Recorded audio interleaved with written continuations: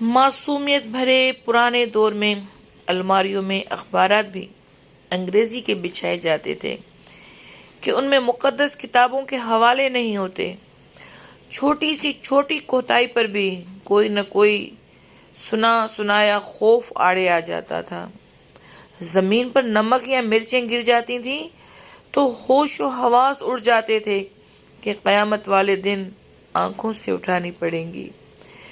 گداگروں کو پورا محلہ جانتا تھا اور گھروں میں ان کے لیے خصوصی طور پر کھلے پیسے رکھے جاتے تھے۔ محلے کا ڈاکٹر ایک ہی سرنج سے ایک دن میں 50 مریضوں کو ٹیکے لگاتا تھا، لیکن مجال ہے کسی کو کوئی انفیکشن ہو جائے، یرقان یا شدید سر درد کی صورت میں مولوی صاحب ماتھے پر ہاتھ رکھ کر دم کر دیا کرتے تھے اور بندے بھلے چنگے ہو جاتے تھے۔ گھروں میں خط آتے تھے اور جو لوگ پڑھنا نہیں جانتے تھے وہ ڈاکیے سے خط پڑھواتے تھے۔ ڈاکیا تو گویا گھر کا ایک فرد شمار ہوتا تھا، خط لکھ بھی دیتا تھا اور پڑھ بھی دیتا تھا، اور لسی پانی پی کر سائیکل پر یہ جا وہ جا۔ امتحانات کا نتیجہ آنا ہوتا تھا تو نصر من اللہ و فتح قریب پڑھ کر گھر سے نکلتے تھے اور خوشی خوشی پاس ہو کر آ جاتے تھے۔ یہ وہ دور تھا جب لوگ کسی کی بات سمجھ کر اوکے نہیں ٹھیک ہے کہا کرتے تھے۔ موت والے گھر میں سب محلے دار سچے دل سے روتے تھے اور خوشی والے گھر میں حقیقی کہکے لگاتے تھے۔ ہر ہمسایہ اپنے گھر سے سالن کی ایک پلیٹ ساتھ والوں کو بھیجتا تھا اور ادھر سے بھی پلیٹ خالی نہیں آتی تھی۔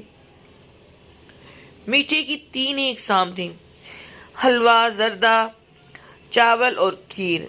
آئس کریم دکانوں سے نہیں، لکڑی کی بنی ہوئی ریڑھیوں سے ملتی تھی جو میوزک نہیں بجاتی تھی۔ گلی گلی میں سائیکل کے میکینک موجود تھے، جہاں کوئی نہ کوئی محلے دار قمیض کا کونا منہ میں دبائے پمپ سے سائیکل میں ہوا بھرتا نظر آتا تھا۔ نیاز بڑھتی تھی تو سب سے پہلا حق بچوں کا ہوتا تھا۔ دودھ کے پیکٹ اور دکانیں تو بہت بعد میں وجود میں آئیں، پہلے تو لوگ بہانے سے دودھ لینے جاتے تھے۔ گفتگو ہی گفتگو تھی، باتیں ہی باتیں تھیں، وقت ہی وقت تھا۔ گلیوں میں چارپائیاں بچھی ہوئی ہوتی تھیں، محلے کے بابے حقہ پی رہے ہوتے تھے اور پرانے بزرگوں کے واقعات بیان کر رہے ہوتے تھے۔ جن گھروں میں ٹی وی آ چکا تھا انہوں نے اپنے دروازے محلے کے بچوں کے لیے ہمیشہ کھلے رکھے۔ مٹی کا لیپ کی ہوئی چھت کے نیچے چلتا ہوا پنکھا سخت گرمی میں بھی ٹھنڈی ہوا دیتا تھا اور فریج کے بغیر بھی مٹکے اور سراہیوں کا پانی ٹھنڈا رہتا تھا۔ لیکن پھر اچانک سب کچھ بدل گیا، ہم قدیم سے جدید ہو گئے۔ اب باورچی خانہ سیڑھیوں کے نیچے نہیں ہوتا، کھانا بیٹھ کر نہیں پکایا جاتا، دسترخوان شاید ہی کوئی استعمال کرتا ہو۔ منجن سے ٹوتھ پیسٹ تک کے سفر میں ہم نے ہر چیز بہتر سے بہتر کر لی، لیکن پتہ نہیں کیوں اس قدر سہولتوں کے باوجود ہمیں گھر میں ایک ایسا ڈبہ ضرور رکھنا پڑتا ہے جس میں ڈپریشن، سر درد، بلڈ پریشر، نیند اور وٹامنز کی گولیاں ہر وقت موجود ہوں۔